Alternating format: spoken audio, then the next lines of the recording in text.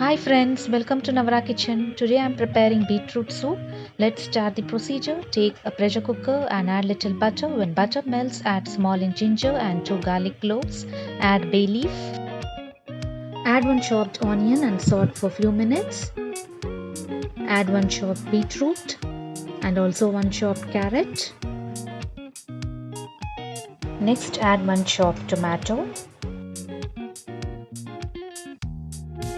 Add about 2 cups of water and pressure cook for 3 whistles. Once pressure is released, strain the water, remove the bay leaf and keep aside. Don't discard the water, we will be using this water for making the soup. Transfer the cooked vegetables to a blender and blend to fine paste. Now add the strained water to the paste and cook on low flame.